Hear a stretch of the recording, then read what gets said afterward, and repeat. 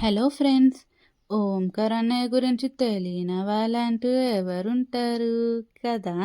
చిన్నప్పటి నుంచి మనం అయితే ఓంకార్ అన్నయ్యని చూస్తూ పెరిగిన వాళ్ళమే. ఆయన మన ముందుకి ఎన్నో గేమ్ షోస్‌నైతే తెచ్చాడు. అప్పట్లో అవి సంచలనమే సృష్టించాయని చెప్పవచ్చు.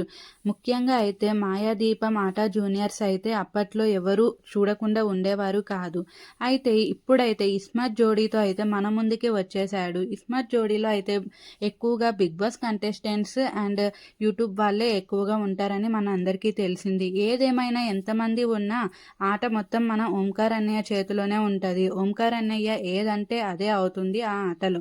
ఎవరు ఎలిమినేట్ అవ్వాలి అనేది కూడా ఓంకార్ అన్నయ్య చేతిలోనే ఉంటది. అది మన అందరికీ తెలిసిందే. అయితే ఈ షోలో అయితే 10 జంటలైతే పాల్గొన్నారు. అందులో ఆదిరెడ్డి దంపతులు, అమర్దీప్ తేజు, అలీ రైజా, లాసియా మంజునాథ్, బిగ్ బాస్ అభి, ఎన్టీవీ యాంకర్, అలాగే రాకింగ్ రాకేష్ పలువురైతే పాల్గొన్నారు.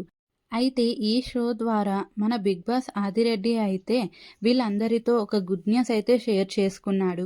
కానీ వీళ్ళందరూ అదే గుడ్ న్యూస్‌ని సాకుగా పెట్టుకొని ఆదిరెడ్డి దంపతులనైతే నామినేట్ చేయడం జరిగింది. ఇది విన్న ఆదిరెడ్డి అయితే ఒక్కసారిగా షాక్‌కి గురయ్యాడు. ఓరి నాయనా! నేనేదో వీళ్ళందరితో గుడ్ న్యూస్ షేర్ చేసుకుంటే వీళ్ళందరూ నా మీదనే ప్రయోగిస్తారా? ఏందిరా సామి ఇది అనేసి ఆదిరెడ్డి అయితే వెంటనే ఎమోషనల్ అయితే అయిపోవడం జరిగింది. మన ఓంకార్ అన్నయ్య అయితే ఆదిరెడ్డికైతే ధైర్యం చెప్పాడు. నామినేట్ అయినంత మాత్రాన ఎలిమినేట్ అయిపోరు ఆదిరెడ్డి. అది నీకు బాగా తెలుసు అనేసైతే కొంచెం ధైర్యం అయితే చెప్పారు. ఇంతకీ ఆ గుడ్ న్యూస్ ఏంటబ్బా అని అనుకుంటున్నారా? ఆదిరెడ్డి దంపతులైతే మళ్ళీ తల్లిదండ్రులైతే కాబోతున్నారు. ఇదే విషయం తాను ఇస్మత్ జోడీలో చెప్పి తప్పు చేశానని బాధపడ్డాడు.